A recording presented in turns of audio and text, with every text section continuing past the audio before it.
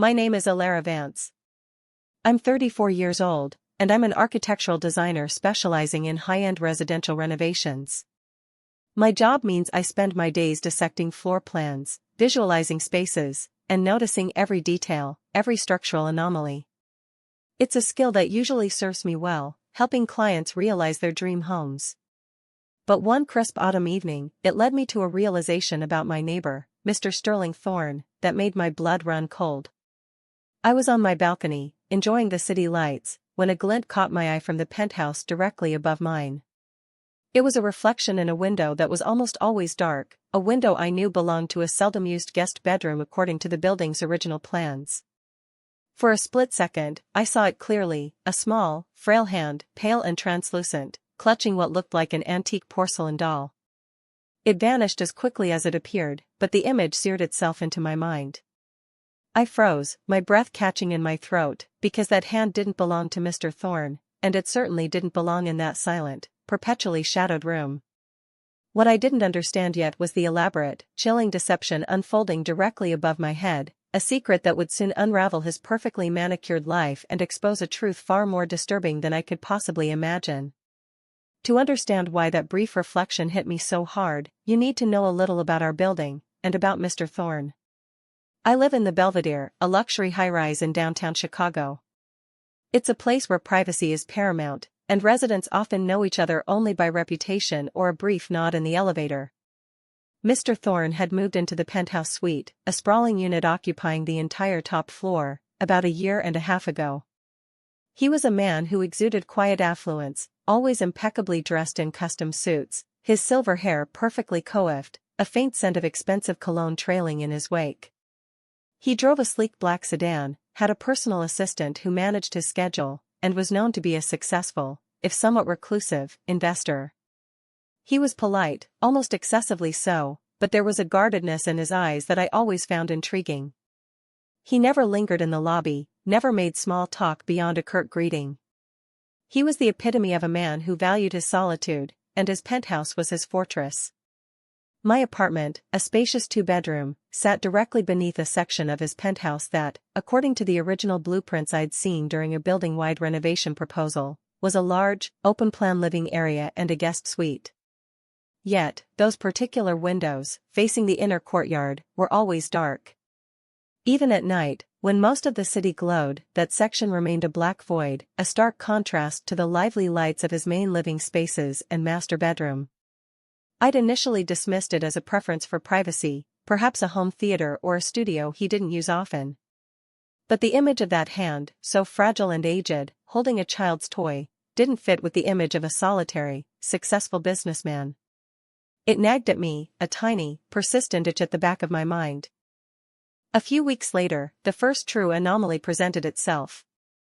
I was working late on a client presentation, the city quiet outside my windows.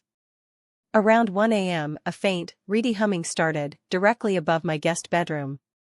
It wasn't loud enough to be intrusive, more like a barely audible vibration, a repetitive, off-key lullaby.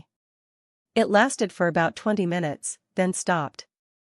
I thought perhaps it was a ventilation issue, or maybe Mr. Thorne had a late-night hobby. The next night, it happened again, around the same time. And the night after that. It was too consistent, too specific in its location, to be random building noise. My guest bedroom, like the dark windows above it, was rarely used, so the sound was especially noticeable in the quiet. I started keeping a mental log, the humming, the dark windows, the frail hand. They were disparate pieces, but my architectural mind, trained to spot patterns and connections, couldn't let them go. Then came the smell.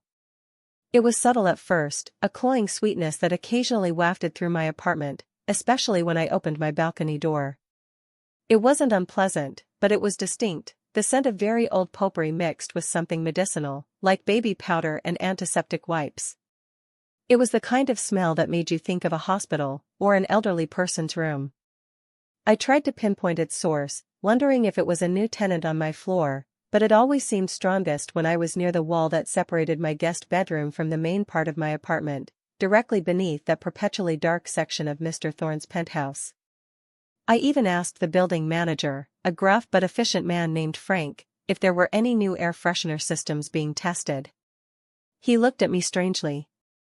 "No, Ms. Vance.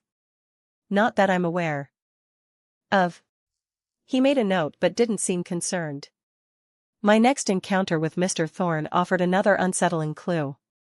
I was coming back from a late meeting, and he was just exiting the service elevator, which was unusual for him. He typically used the private Penthouse express elevator. He carried a large, brown paper bag, the kind used for groceries, but it seemed oddly heavy and misshapen. As he fumbled with his keys, the bag shifted, and I caught a glimpse inside. It wasn't gourmet cheeses or expensive wines. I saw a large package of adult diapers, a bottle of a specific brand of liquid nutritional supplement, and a box of what looked like generic pain relievers. He caught my eye, and his face, usually so composed, flushed a deep red. He quickly pulled the bag closer, offered a stiff, almost panicked nod, and practically bolted for his door. The incident was so out of character for the unflappable Mr. Thorne that it screamed for explanation. Who was he buying those things for? He lived alone, or so everyone believed. That evening, the pieces clicked into place, and I froze when I realized.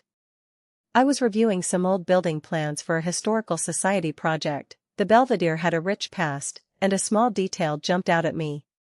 The original layout of the Penthouse, from the 1920s, showed a small, enclosed servants' quarters tucked away in that very section that was now perpetually dark. It had a separate ventilation shaft, a small window, and was designed to be easily sealed off. I remembered the frail hand, the humming, the smell, the medical supplies. And then, a memory surfaced from years ago, a fleeting mention in a local society column I'd once read about a distant relative of the Thorne family, an elderly great-aunt, Beatrice Thorne, who had been a prominent figure in Chicago society decades prior. The article mentioned her declining health and how she had retired from public life under the care of her nephew, Sterling Thorne, after her own home was sold. It was vague, but the implication was a quiet, comfortable life in a private facility. But what if private facility meant his penthouse? The realization hit me with the force of a physical blow. He wasn't just living with an elderly relative, he was hiding her. The sealed-off room, the dark windows, the late-night humming, the smell, the medical supplies, it all painted a picture of isolation, confinement, and potentially, neglect. Why? My mind raced through possibilities: control of her finances, avoiding the cost of professional care, or perhaps even a more sinister motive, keeping her from outside eyes. The thought made my stomach clench. This wasn't just a quirky neighbor, this was something deeply disturbing, a shocking secret tucked away in the very pinnacle of our luxurious building. I knew I couldn't ignore it. My professional code of ethics, my very sense of humanity, demanded action. But I also knew I couldn't go in guns blazing.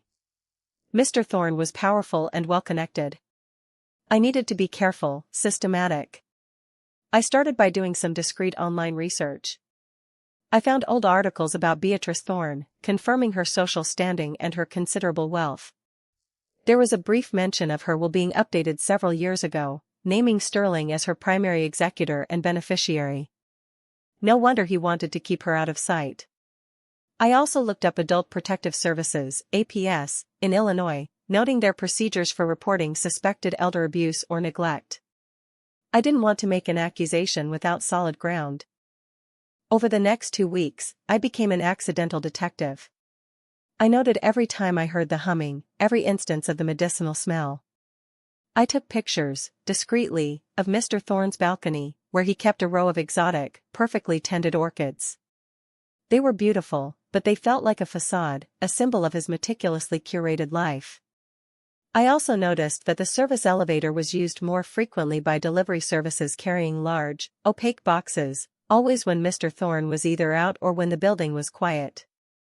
I even managed to find a public record of a minor zoning variance he'd applied for a few months after moving in, citing privacy concerns for a section of his penthouse. The variance allowed for the permanent sealing of a specific window, citing structural integrity. It was a plausible excuse, but I knew which window it was. The one where I'd seen the hand. I confided in my friend, Sarah, a social worker who specialized in elder care. I didn't mention Mr. Thorne by name at first, just presented a hypothetical situation. She listened patiently, her expression growing increasingly grim. "Elara," she said, "if even half of what you're describing is true, that's a textbook case of elder isolation and potential neglect. Maybe even financial exploitation. You need to report it to APS. They're equipped to handle this discreetly." She walked me through the process, emphasizing the importance of specific, verifiable details. They can't act on a hunch, but a pattern of observations from a credible witness? That's different. Armed with Sarah's advice and my carefully collected notes, I made the call to Adult Protective Services. I explained everything, from the initial sighting of the frail hand to the humming, the smell, the specific purchases, and the sealed window. I detailed the timing of the sounds, the type of items I'd seen, and the public information I'd gathered about Beatrice Thorne and her assets. I emphasized my professional background as an architectural designer, explaining how my familiarity with the building structure had alerted me to the anomalies in the penthouse's usage. The APS intake worker, a woman named Ms. Davies, listened intently, asking precise questions. She assured me they would investigate, but stressed that it would take time and that I might not be privy to the details of their findings due to privacy laws. The following week was agonizing. Every time I saw Mr. Thorne, I felt a knot of anxiety in my stomach. He seemed oblivious, maintaining his usual distant demeanor. Then, one Tuesday morning, I saw an unmarked sedan parked conspicuously in the loading zone, and two plainclothes individuals, a man and a woman, enter the building. A few hours later, I saw them leave, accompanied by Frank, the building manager, who looked unusually grim. That afternoon, the humming stopped. The medicinal smell dissipated. A few days later, a small, discreet medical transport van arrived, and I saw two paramedics, along with Ms. Davies from APS, escorting a very small, frail woman on a stretcher out of the building. Her face was obscured by a blanket, but I caught a glimpse of a porcelain doll clutched in her hand. It was Aunt Beatrice. The shocking penthouse secret was out. Mr. Sterling Thorne had been keeping his elderly great-aunt, Beatrice Thorne, effectively imprisoned in a sealed-off section of his penthouse, isolating her from the world and any proper medical care, all while managing her substantial estate. The truth began to trickle through the building's discreet grapevine. APS had found Aunt Beatrice severely malnourished and suffering from advanced dementia, but thankfully, alive. She was immediately placed in a specialized care facility. The investigation into Mr. Thorne was swift. It turned out he had systematically been siphoning funds from her accounts, using her assets to maintain his lavish lifestyle while neglecting her basic needs. He had even forged documents to make it appear she was receiving private, in-home care, when in reality, he was her sole, inadequate caregiver. Mr. Thorne's carefully constructed world crumbled. Within weeks, he was facing charges of elder abuse, neglect, and financial fraud. His reputation was utterly destroyed. He was forced to sell the penthouse to cover legal fees and restitution, and the gleaming black sedan was gone. The row of exotic orchids on his balcony, once so meticulously tended, withered and died, their vibrant colors fading to a dull brown. They were eventually removed by the building staff, leaving behind only empty pots, a stark reminder of the beautiful but ultimately hollow facade he had presented to the world. I didn't feel triumphant, only a quiet sense of relief. Aunt Beatrice was safe, finally receiving the care she deserved. The penthouse, once a symbol of his deception, now stood empty, awaiting new occupants. Sometimes, I still look up at those windows, no longer perpetually dark, and think of the frail hand and the porcelain doll.